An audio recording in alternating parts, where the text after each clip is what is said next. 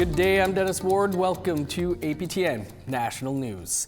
We begin in the north, where a former Catholic priest who pleaded guilty to indecent assault against 7 Inuit children more than 40 years ago has been sentenced to 6 years in prison. An Iqaluit court heard the assaults on 6 girls and 1 boy took place in Iqaluit between 1978 and 1982. The 77-year-old stood in court and asked for forgiveness before he was sentenced. Dieger said he was sorry for the cruel things he had done and said he was a changed person. He was previously convicted of committing numerous sexual offenses while working as an oblate missionary. To Northern Ontario, and a candlelight vigil was held in Thunder Bay last night for a mother of 8 from Long Lake 58 First Nation. Andrea Toagijic was reported missing on January 10th. The OPP says Toagijic was found deceased in Long Lake on January 26th. The OPP's Greenstone Crime Unit, Northwest Regional Support Team, and Forensic Identification Unit are working with the Chief Coroner and the Ontario Forensic Pathology Service in the investigation of Toagijic's death. A candlelight vigil is being planned in the community next week. Long Lake number 58 is an Anishinaabe community of roughly 450 people living on reserve 300 kilometers northwest of Thunder Bay. The 3rd annual Indigenous Federal Provincial Territorial Meeting on missing and murdered Indigenous women and girls got underway in Ottawa on Wednesday morning. The 2-day meeting is being co-chaired by Crown Indigenous Relations Minister Gary Anandasangari and New Brunswick Minister for Women's Equality and Seniors Lynn Chantel Boudreau. Another co-chair is Hilda Anderson-Pierce of the National Family and Survivor Circle. She had this to say during her opening remarks. For me, as an Indigenous woman who's been championing gender issues for over 25 years, often, it feels hopeless, but I feel hopeful that there's a table dedicated to solely focusing on the crisis of missing and murdered Indigenous women and girls. And by being here and being present, we have a very sacred responsibility to ensure that we do what we can collectively, to change our stories and to change outcomes. The Ontario election campaign is officially underway. Progressive Conservative leader Doug Ford is pitching himself as best positioned to protect the province from American tariffs. I'm asking the people for a strong, stable, 4-year mandate to do whatever it takes to protect Ontario. Ford used the backdrop of the Ambassador Bridge in Windsor to say he wants a mandate to outlast Trump's next 4 years in office. But other party leaders say it's time to turn the page. While the Premier is running around the province pretending he's Captain Canada, he's not solving the basic issues that matter to Ontarians. He hasn't gotten the basics right. He's had 7 years to address our issues, access to family medicine, solving the affordability crisis. Doug Ford got taken to the cleaners by a foreign corporation, and thanks to Doug Ford's negotiating skills, you, me, my family, and each and every household in Ontario are going to massively subsidize a mega spa. Ontario Greens have a different vision, a vision where we put people over profits. The Assembly of Manitoba Chiefs has elected a new leader. Long Plain First Nations' Kyra Wilson has become the 2nd woman to lead the political advocacy organization that represents 63 First Nations in Manitoba. The by-election was called after the sudden passing of former Grand Chief Kathy Merrick last fall. Wilson addressed supporters after being sworn in. It's been a crazy journey for the last few weeks, and I'm just so grateful, for the stories and the time that our leadership, has given me. And I just want to say thank you so much to our leadership. Thank you from the bottom of my heart for the time that you've given me in the last few weeks and having the confidence in me to be able to do this work. I really want to say thank you. I will make you proud. I will do the best that I can to bring forward our issues. I know there's many issues, but we will tackle every single one, no matter what it takes. I commit to that. So thank you, Miigwech, and thank you for electing me as Grand Chief for the Assembly of Manitoba Chiefs. Miigwech. Staying with the AMC gathering, our Sierra Bettons also spoke with the outgoing interim Grand Chief Betsy Kennedy, who's also the current chief of War Lake First Nation in northern Manitoba. Here's that interview. Thanks, TR. So we're here at the Assembly of Manitoba Chiefs election, where 63 leaders from First Nations across Manitoba will be voting on their next Grand Chief. And right now I'm joined by Acting Grand Chief Betsy Kennedy, who will be answering a couple questions about, her experience as Grand Chief. So Grand Chief, to start off, what has been the most rewarding aspect of serving as Acting Grand Chief? It has been really busy, and I just want to say that I'm honored that the Chiefs of Manitoba had, for me to step in and to have continue on the legacy and what the late Grand Chief Kathy Merrick had wanted to do. And those are many issues that we had to do with our children, with our women and our and the families, and that she worked so hard to advocate for the families, and that these with the families, they were her heart, and she worked so hard to wanting to help them and to create that awareness on what we needed to do for our children and our community, and that if we continue on, that be continued on to the next Grand Chief. And it's been it's been a hard work and very busy, and that it's been rewarding, very rewarding in having to have to help our members and our chiefs, and and what we need to do for treating and bringing awareness and creating a better life. And what are some of the issues that you think are important for the next Grand Chief to focus on?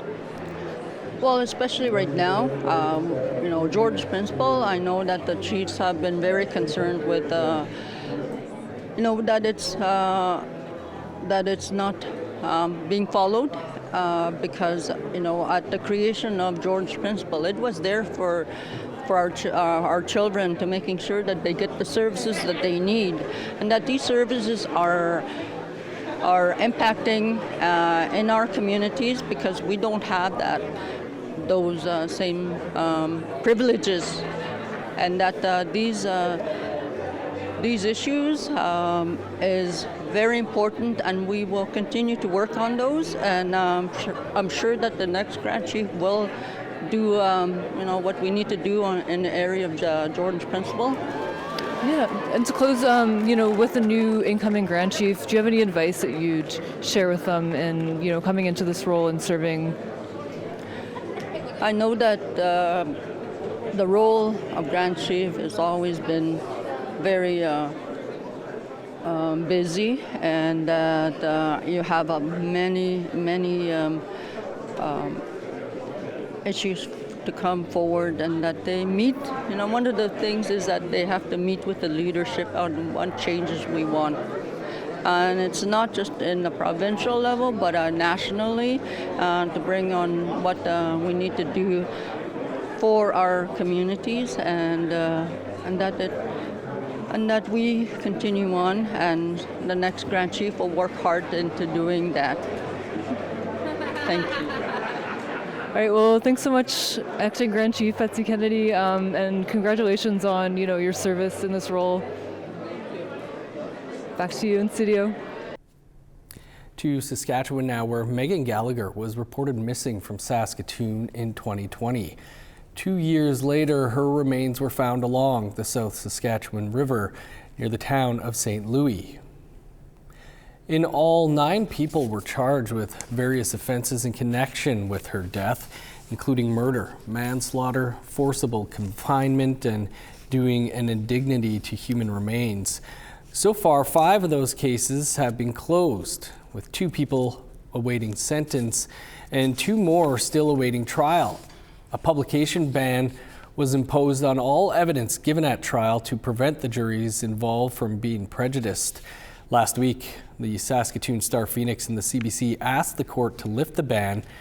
After hearing arguments from all sides, King's Bench Justice Mona Duval reserved her decision, which she will deliver before February 6th. We're always looking to hear your feedback or story ideas. Here's how you can continue the conversation. If you have a story you want to share, you can send us an email to news@aptn.ca. You can read and watch our stories by going to our website, aptnnews.ca. You can also find us online on your favorite social media sites, including TikTok, YouTube, LinkedIn, and X. Follow APTN News to join the conversation and see our latest stories. U.S. President Donald Trump has announced his intentions to rename a mountain in Alaska.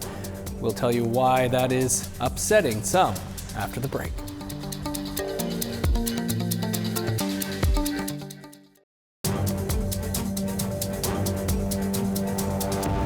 Welcome back.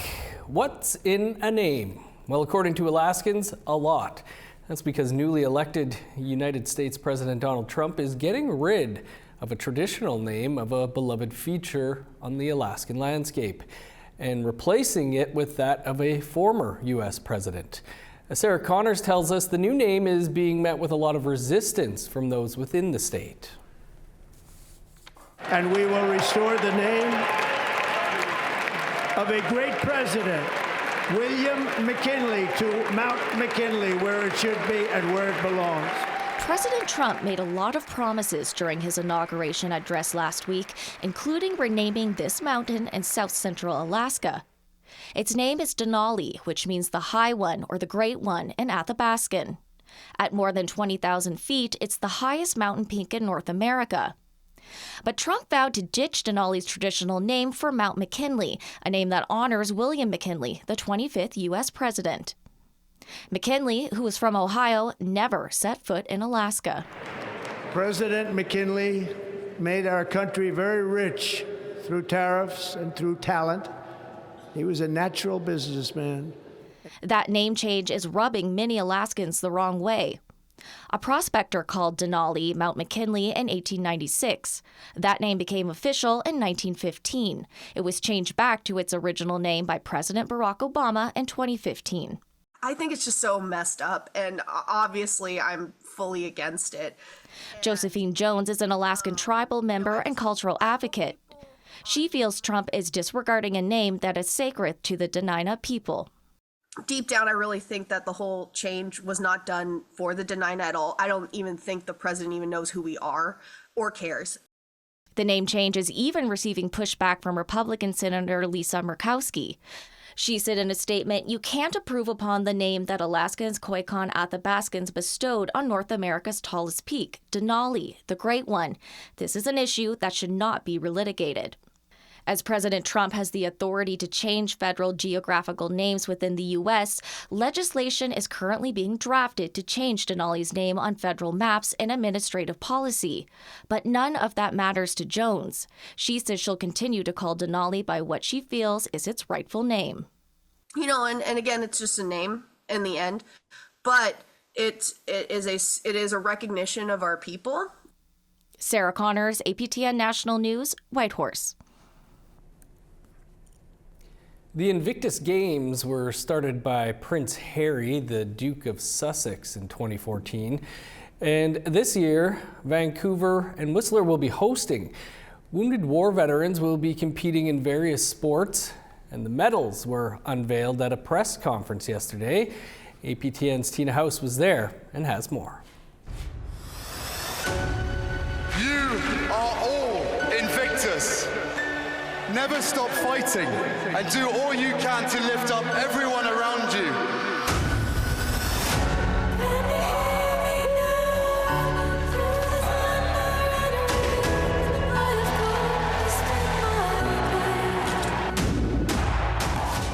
On February the 8th, the Invictus Games will descend upon Vancouver Whistler, where hundreds of war veterans from around the world will compete in 11 sports.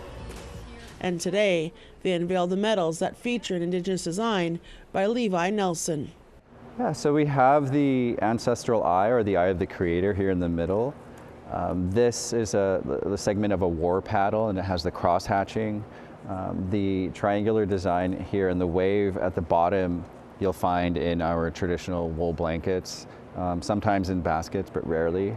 And of course the I am, which is the slogan of the Invictus Games. CEO Scott Moore says the 4 host First Nations will play an essential role. Part of what you'll see over the next 9 days is the full integration of the visual identity that was developed for the Games by the 4 host nations that we're working with. We're so proud of this visual identity and so proud of the look and feel of these medals. They're simply gorgeous. You'll see competitors who are on their healing journey. Their performances are not high-level Olympic performances, but they are striving to do their best and to heal. Canadian war veteran Patrick Levis served 30 years in the military and suffers from PTSD from a deployment in Afghanistan, and he's also a cancer survivor. When I underwent surgery, I woke up from surgery with a disability, mobility disability, which I thought that was the end of my life because sports had always been important, and I was scared. I didn't know what I would be able to do with this disability. It was after rehab that he found out about the Invictus Games. I said, I gotta compete. I need this to push myself to get better and to prove myself that, or to find my identity again. After competing at the Invictus Games in 2022, Patrick Levis won 4 gold medals, 1 silver, and 1 bronze. So going out into the world will be awarded to soldiers and the competitors in the games, and I think to have my design around their necks and also the traditional designs of my ancestral artists is paramount. The opening ceremonies for the Invictus Games is February the 8th and closes February the 16th. Tina House, APTN National News, Vancouver. Over to our Ottawa studio now, where Fraser Needham standing by with a preview of tonight's Nation to Nation.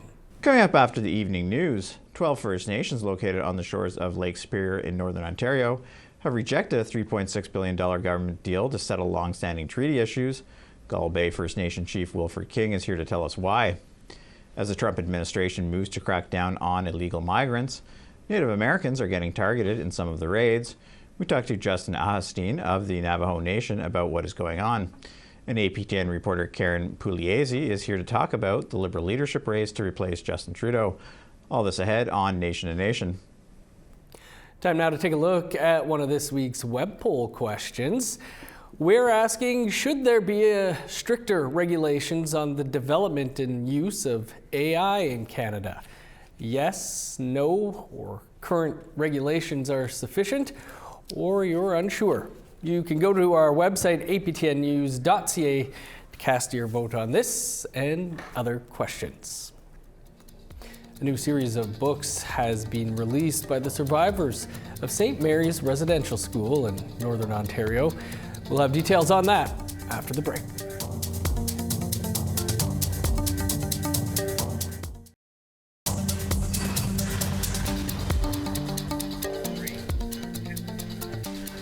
Welcome back. Here's a look at your current conditions.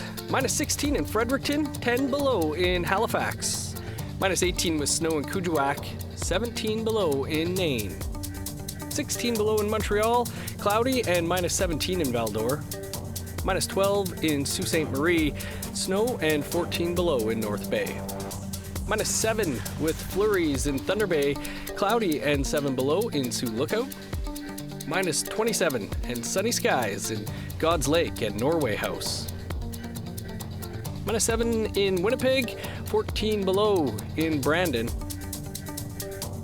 -9 and cloudy in Regina. Sun's out and 4 below in Swift Current.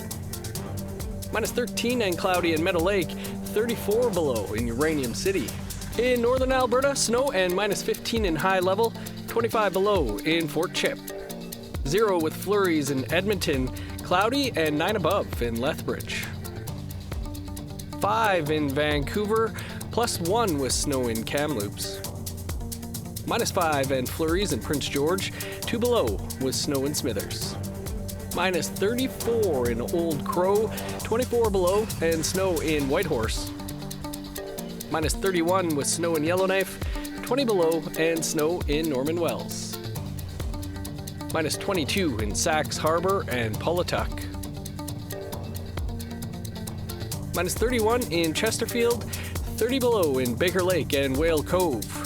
-31 in Resolute, -30 in Joe Haven.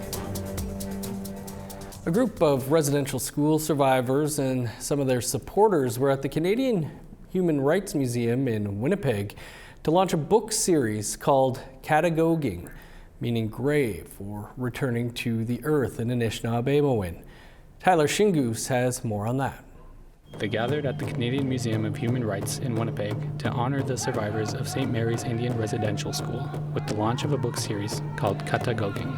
We're here to officially launch our book, and what it is, it's in a 4-part series to make up the book as a whole, and it was all the work from our survivors that attended St. Mary's Indian Residential School in my community of Wajishwanigam. That was in operations from 1897 to 1972. One survivor spoke about the importance of acknowledging the past in hopes to avoid repeating the same mistakes in the future.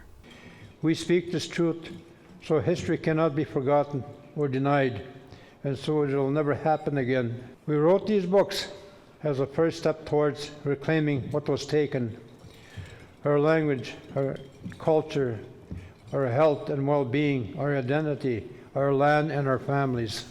The launch of Katagoging marks a milestone in Canada's efforts towards reconciliation. Today we gather to honor our survivors of the St. Mary's Indian Residential School, whose courage and resilience have led us to this moment. It is a moment of truth, remembrance, and commitment to a path forward. The launch of the Katagoging book marks an incredible milestone in our community's healing journey. The survivors were joined by a drum group, dancers, and Manitoba's premier, Wab Kinew, whose father went to St. Mary's Indian Residential School. And so these experiences and these stories and these difficult narratives that have been handed down to us need to be preserved, because there is a truth there, and there is something that really, really needs to be preserved for the understanding of future generations, not just in our community, but for all Canadians. For APTN News, I'm Tyler Shingoose in Winnipeg. And that is all the time we have for your first look at the news for this Thursday. You can always stay up to date with the very latest, though, by visiting our website, aptnnews.ca. And I will see you back here tonight at 6 p.m. Eastern Time with your APTN National News. I'm Dennis Ward, Marcy Miigwech. Thanks for being with us. Have a great afternoon.